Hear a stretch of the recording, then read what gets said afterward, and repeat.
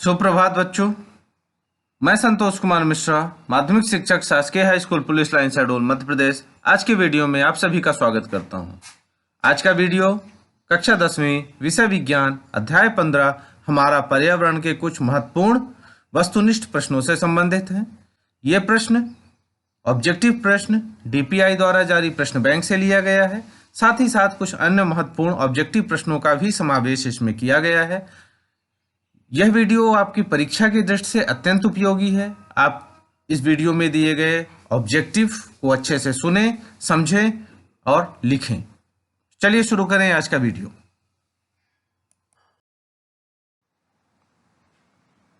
सबसे पहला प्रश्न, निम्न में से कौन से समूहों में केवल जैव निम्नीकरणीय पदार्थ हैं? घास, पुष्प तथा चमड़ा, घास, लकड़ी तथा प्लास्टिक, फलों के छिलके, केक एवं नींबू, केक, लकड़ी एवं घास। जैव निम्नीकरणीय पदार्थ अर्थात सूक्ष्म जीवों के द्वारा जिनका अपघटन कर दिया जाता है, सरल भाषा में कहें तो सड़ा दिया जाता है। तो इनमें से देखें जैव निम्नीकरणीय पदार्थ कौन सा है? तो सही उत्तर है फलों के छिलके, केक एवं नींबू, इनका अपघटन हो जाता है। निम्नलिखित में से कौन आहार श्रृंखला का निर्माण करते हैं? घास, गेहूं तथा आम, घास, बकरी तथा मानव, बकरी, गाय तथा हाथी, घास, मछली तथा बकरी। तो आहार श्रृंखला साधारण भाषा में समझे आप, कौन किसको खा रहा है, यही कहलाती है आहार श्रृंखला।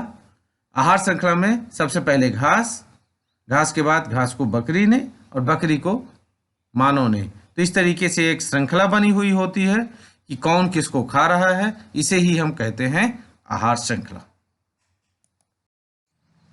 निम्नलिखित में से कौन पर्यावरण मित्र कहलाते हैं? बाजार जाते समय सामान के लिए कपड़े का थैला ले जाना, कार्य समाप्त हो जाने पर लाइट बंद कर देना, माँ द्वारा स्कूटर से विद्यालय छोड़ते हुए ऑफिस जाना, या उपरोक्त सभी। तो ये सभी पर्यावरणीय मित्र कार्य कहलाते हैं।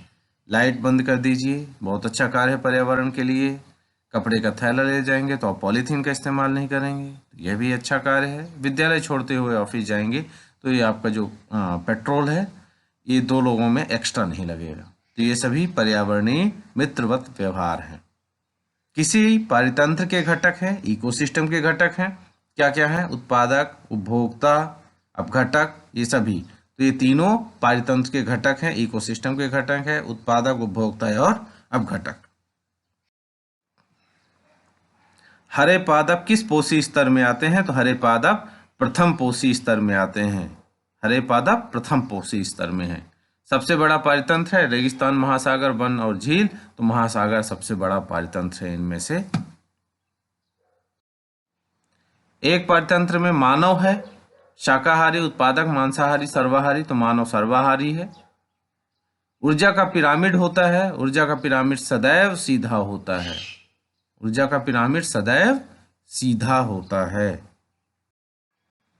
ओजोन परत को हानि पहुंचाने वाला रसायन है CFC, क्लोरोफ्लोरोकार्बन। परितंत्र में ऊर्जा का प्रवाह होता है एक दिशिक, अर्थात एक ही दिशा में परितंत्र में, इकोसिस्टम में ऊर्जा का प्रवाह होता है।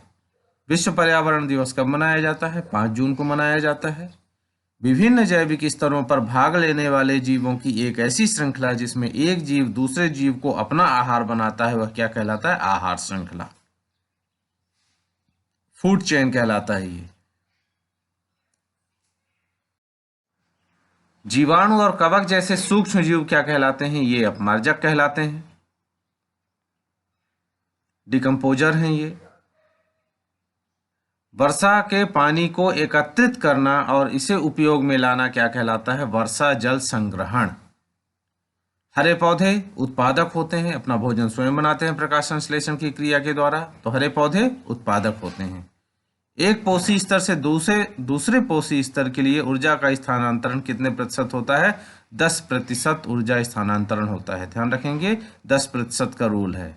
एक पोषी स्तर से दूसरे पोषी स्तर में ऊर्जा का स्थानांतरण 10% होता है। ओजोन परत सूर्य से आने वाली कौन सी विकिरण से पृथ्वी की रक्षा करती है? तो परावैंगनी किरणें, जो अल्ट्रावायलेट रेज होती हैं, उससे रक्षा करती हैं ओजोन परत। समताप में पाया जाता है ये ओजोन परत। सही जोड़ी बनाइए। 80 dB, dB मतलब डेसिबल, ध्वनि को मापने की ये इकाई डेसिबल, तो 80 DCB, ये जो dB है ये किससे संबंधित होगा? तो यह संबंधित होगा ध्वनि प्रदूषण से। ध्वनि प्रदूषण को मापने की ये जो इकाई है ये dB अर्थात डेसिबल है। सर्प क्या है? सर्प मांसाहारी है। SO2 और SO3 सल्फर के जो ऑक्साइड हैं ये क्या है? ये अम्ल वर्षा के लिए जिम्मेदार होते हैं। किसके लिए? अम्ल वर्षा के लिए जिम्मेदार होते हैं। सल्फर के जो ये ऑक्साइड हैं ये अम्ल वर्षा के लिए जिम्मेदार हैं, जल के साथ मिलकर अम्ल बनाते हैं। टिड्डे शाकाहारी होते हैं। चील या गिद्ध ये क्या होंगे? ये सर्वोच्च मांसाहारी हैं। एरोसॉल ये CFC से संबंधित।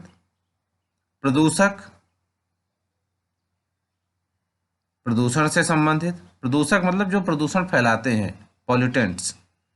और प्रदूषण जिनकी वजह से प्रदूषण होता है। किसकी वजह से होता है प्रदूषण? प्रदूषक की वजह से होता है।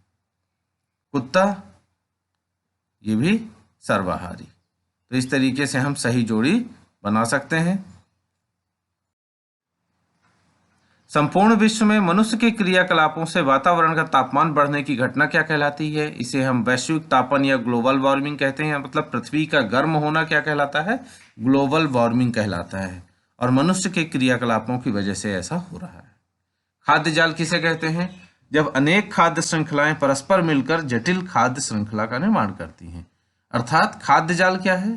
खाद्य श्रृंखलाओं को जब मिला देंगे आप तो खाद्य जाल का निर्माण करता है। पौधे अपना भोजन किस प्रक्रिया द्वारा बनाते हैं? तो पौधे अपना भोजन प्रकाश संश्लेषण की क्रिया के द्वारा बनाते हैं। प्रकाश संश्लेषण क्रिया में 4 रॉ मटेरियल्स, 4 चीजों की जरूरत पड़ती है। जल, कार्बन डाइऑक्साइड, सूर्य का प्रकाश और क्लोरोफिल। जो पदार्थ सूक्ष्म जीवों द्वारा अपघटित होते हैं क्या कहलाते हैं? जैव निम्नीकरणीय कहलाते हैं। सूक्ष्म जीवों द्वारा अपघटित हो जाते हैं, जैसे मैंने बताया कि सड़ा दिए जाते हैं। ये साधारण भाषा में हम कहेंगे कि ये सड़ा दिए जाते हैं, ये नष्ट कर दिए जाते हैं। और हम इसे जब विज्ञान में लिखते हैं तो इसे कहते हैं अपघटित होने की क्रिया। तो सूक्ष्म जीवों द्वारा अपघटित होने की जो प्रक्रिया है वह जो पदार्थ अपघटित हो जाते हैं वो क्या कहलाते हैं? जैव निम्नीकरणीय कहलाते हैं। जो पदार्थ सूक्ष्म जीवों द्वारा अपघटित नहीं होते हैं वो अजैव निम्नीकरणीय कहलाते हैं। एक बायोडिग्रेडेबल, एक नॉन बायोडिग्रेडेबल। अपशिष्ट किन्हें कहते हैं? उपयोग के उपरांत त्यागा गया पदार्थ जो वातावरण को प्रदूषित करता है अपशिष्ट कहलाता है। पोषण के आधार पर उपभोक्ताओं को कितने वर्गों में बांटा गया है? तो 3 वर्गों में बांटा गया है, शाकाहारी, मांसाहारी और सर्वाहारी। ओजोन परत में छिद्र सबसे पहले कहाँ देखा गया? अंटार्कटिका में देखा गया। ये सभी महत्वपूर्ण प्रश्नों की आप अच्छे से तैयारी करें। बहुत बहुत धन्यवाद।